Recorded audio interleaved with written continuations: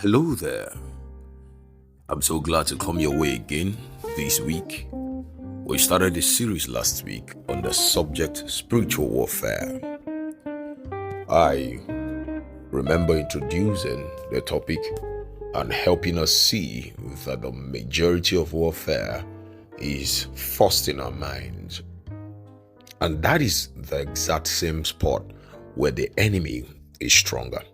If he can defeat you right in your mind, he has defeated you anywhere else. You are stronger when you use your words, because victory for the believer is already won by Christ, but must be enforced. I shared that last week. I remember a story while ministering at a meeting a couple of years ago, and it was time to pray for people. However, people were, very receptive to it, but there was this sister who wasn't responding. She sat down, she disconnected from the flow. And people do different things to disconnect from the flow of the spirit, by the way. And when I say disconnect, I'm simply saying they are not plugged in, they are not conscious. And people can do that when they, for instance, pick up their phones in the midst of intense worship, intense prayer. They want to video themselves. They want to call people. They want to check out for their phones. They want to check for anything distracting. They are switching off. In fact, some parents say that, when they go with toddlers as babies, they could distract them. So sometimes when they want to have those times of intense worship, intense fellowship with the Father, away from the distractions, they try to get a maid or a caregiver to take care of the child. Now, back to this lady disconnected from us, sat down, was not flowing with anything going on. And so it caught my attention. And whilst other people were being prayed for by other ministers, I walked straight to her and I asked her, "Can I please pray for you?" And she said, "No problem." And she said, the issue here is that I don't think God would answer me. I was like, "What do you mean? Let me pray for you." So I prayed for her. She came under the power, manifested, and all the likes. At the close of service, she met with me and she said to me, "Sir, I'll be resuming a job tomorrow." No, that was Monday because it was a Friday and a Saturday. So I'll be resuming the job on Monday. But there's this recurring pattern that every job where I worked, if they were, for instance, making profit or breaking even, they will begin to make losses. I observe quite a number of places I've worked such that they would have to lay me off. And I'm scared that this same place I'm going to resume, it's a new place, but I'm scared that the same thing might happen. So I said to her that, "Do you believe in the prayers we prayed?" And she said, "Yes." I said, "God's hand is on you. And instead of shame and disfavor, the favor of the Lord is on you. The one who clothed you with the oil of gladness has come on you. And so go expecting to succeed." She went, resumed the job. Instead of losses, the organization began to make profit. But I began to think within myself how that an innocent organization can employ someone who looks reputable on paper. They have the whole degree, they have everything, yet it looks like bringing the person in introduces the downturn of the organization. How do these things happen? Again, I like to say to you, life is very spiritual, and the people that you do life with will determine how you make the most of life. But that's not a focus for today. A focus for today is simply on the subject patterns. Patterns. It's important that we understand what patterns are. Do believers experience patterns? Well, patterns are not a respecter of people. Patterns are simply cycles, recurring behaviors, or recurring events. And one way or the other, it looks like an individual is in a loop because they get stuck spiritually, possibly, get stuck emotionally, get stuck physically. Some people experience certain patterns in their relationships. The guys are not always there caring. You're always the one chasing after them. You discover that happened with I'm using unrehearsed names. So you discover that happened with Caleb, you discover that happened with Kunle, you discover that happened with Gregory, you discover that happened with these people, and you're wondering what exactly if there is a problem. Is it that? So it's creating a mindset, because patterns create mindset at the long run. It's creating a mindset to you that is how men are. Men are like that. They just want to use you. They do not want to bring anything or value. You have to chase things. You have to work. Or an individual who does not get anything for free. All they get, they labor for it. It builds a pattern and it builds a mindset. I beg your pardon. The mindset that you must labor to get things. Now, I'm not against labor, but if everything you get in life is tied to your labor, it's going to take a long time before you arrive at success. True fulfillment of purpose and the call of God upon your life is also a reflection of a community, a number of people coming in to hand out some certain aids. Okay, they are not the focus. It is God laying upon their hearts to be a blessing to you. And so, as much as your labor, the Lord also positions people to be a blessing to you. However, in spite of all those things, it is still possible to discover that you are in a loop. It looks like spiritually, you do not hit past this. Financially, you do not hit past this level. Emotionally, you do not do past this. Physically, yourself, you discover you're not growing more than this. So it looks like they told you that this is exactly what's going to happen. This is exactly what's going to happen. Everybody in the family has this kind of leg. Everybody in the family has this kind of deformity. So you should have this deformity. And so you just live with it. It's part of life. It's been transgenerational. How do we break free from this loop? Now, when you discover those patterns, it happened first, happened second, not naturally or to you alone, but to certain members of a family, and you're ticking, then you need to know that you have to deal with patterns. Now, scripturally, our father Abraham, a man of faith, at a certain time also did something he didn't know. Because patterns are initiated with the first step. You take a first step, it is not yet a pattern. It repeats itself the second time, the third time, then a pattern has started. Okay? So it's not a pattern if it is not repeated. I don't know if you get that. It's not a pattern if it's not repeated.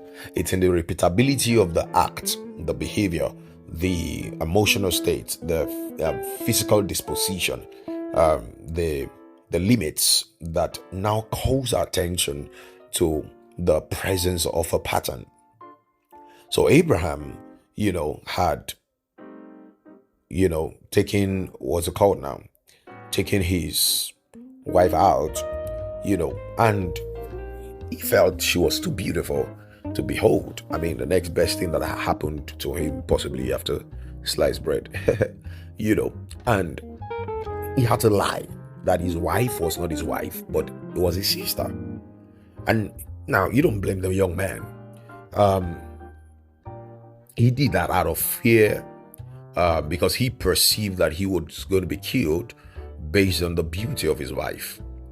Now, this act was rooted in fear and possibly a lack of trust in God's protection. Not believing that God can shield not just himself, but his property, his belonging, his wife, even in a strange land. So he had to lie, told her, when you get that, tell them that you're my sister. Yeah, there were repercussions. But at the time when he did that, there was nothing to make of it. It was not yet a pattern. Guess what? Down the line, generation down the line, his son Isaac, who came years after him, suddenly had to repeat the same thing, had to lie about his wife Rebecca. He said his wife Rebecca was his sister. And he had to do that to protect himself from Ham. That's amazing. You see that in Genesis 26. Abraham's son was, you find Abraham's son in Genesis chapter 20.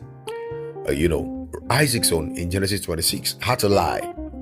Again, Isaac also did this Okay, out of fear, he followed the same pattern of his father of deceit without learning from his father's experience. Because his father's experience was such that the Lord shut down the womb of everyone, threatened an innocent man who didn't know, who was acting on information that he was given, even though it was false. Okay, he was leading other people on. The same thing happened to Jacob. Jacob in Genesis 27 had to live a deceptive life too. He continued the same pattern of deceit. He tricked his father to steal his brother's blessing. Deception here was a deceit. Deception was a pattern that his father, his grandfather had exhibited. They manipulated, they disguised. And it's a family line thing, it's a pattern. And so you have to go on and on and on and on. Like that. And you have to look at his children too. Another thing that was running through the family was favoritism. Favoritism. It ran through the family. Isaac favored Esau. Rebekah loved Jacob. That caused division in the family. When Jacob also gave birth to his own children, he loved, even before giving birth to his children, he loved his wife. He loved his wife above, his the one that was given to him. Okay, he didn't love Leah as much as he loved, is it Rebekah now? Oh, sorry, I'm talking about Jacob now. Okay, Jacob had labored. He didn't love Leah as much as he loved, his first choice wife, as it were. Now, my point is, this led to jealousy. There was division in the family. Jacob continued the same. Jacob now, in giving birth to his children, also loved Joseph above others. And so that also initiated jealousy, hatred, even amongst his sons. So the pattern of lying, deception, favoritism, it didn't happen randomly. They were deeply integrated in the story of a family. You see, when it concerns patterns, if the mercy and intentional intervention of God does not come to a man, it will continue, even to 1,000 generations.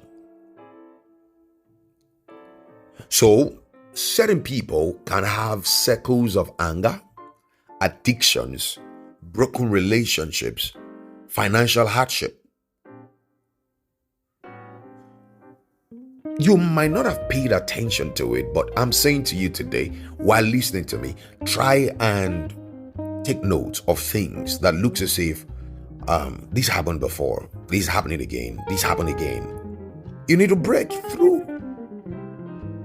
When it looks as if everybody has a struggle, for instance, in my family years ago, my siblings, they finished school and they weren't getting admission. My elder siblings, they weren't getting admission. They were writing JAMB over and over.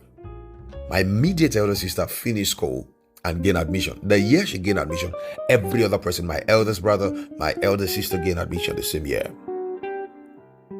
You thought that was over. I finished school and I didn't get admission. Now in Nigeria, we write something we call UTME, Unified Tertiary Matriculation Exam. That's for you to get into the university, you have to write the exam. Okay. And I had to write that 4 times. 4 times. The 4th time that I broke through, as it were, I found myself doing fastings. I mean, what comes easy to people, when it becomes difficult for you to achieve repeatedly, then you have to deal with a pattern. Are you listening to me here? Now, let's continue. We won't be able to finish this today, but maybe I'll continue on patterns next week. The Israelites, as it were, also had the same. They had the same thing happened to them. There were patterns of recurring disobedience even to God. You see that in the book of Judges. Consistently, it looked as if they were defying the instructions of God. It looked as if they just wanted to get on the bad book of the Lord. And it's important you understand that when you see these patterns, you could be settled in other areas, but it looks as if you're struggling here. And I'm praying for everyone hearing me, that no matter the patterns the enemy is initiating in your life, that looks as if it's reoccurring, it looks like it's a hurdle too difficult to cross over, in the name of Jesus, you are broken through. Let the hand of the Lord that breaks through, or that moves a man from where he is to where he ought to be in destiny, let that same hand locate you. By the hand of the Lord upon Elijah, he outran Ahab at the gate. That hand of the Lord that guarantees speed where it looks as if you have been stuck. I'm praying for you that in the name of Jesus, you break free, you break through, you come into your open doors. In the name of Jesus, Bible began to speak of Cyrus. He says, "Oh Cyrus," in Isaiah 45, "of whose right hand I've holded to open the two-leaf gate before him, and it will never be shut." I'm praying for you. Every spot where it looked as if you were stuck, right now, those patterns are broken, and you make progress. You go forward in the name of Jesus. So patterns are a big deal and must be dealt with. Sometimes people say, it's life. Sometimes you win, sometimes you lose. But when you discover that you are always the one losing, and no record of win, or possibly you won 5 times, lost once, won one, you lost 5, won one, and lost again, and that's also a pattern. Patterns of many losses and one victory. Nothing commensurate with your process, commensurate with your journey. Then there's a pattern building up there that must be dealt with. And I'm praying for you that by the Lord's hand, anger within your spirit will arise, and you will in prayer break free from every negative patterns in the name of Jesus. Because of our time, we'll continue on sharing on spiritual patterns next week. I want to believe this blessed you, and I look forward to hearing from you. Again, I'd like you to drop your comments, drop your questions. I'd like to respond to them. I'd like to hear from you. God bless you. This is PV Musings signing out. God bless you.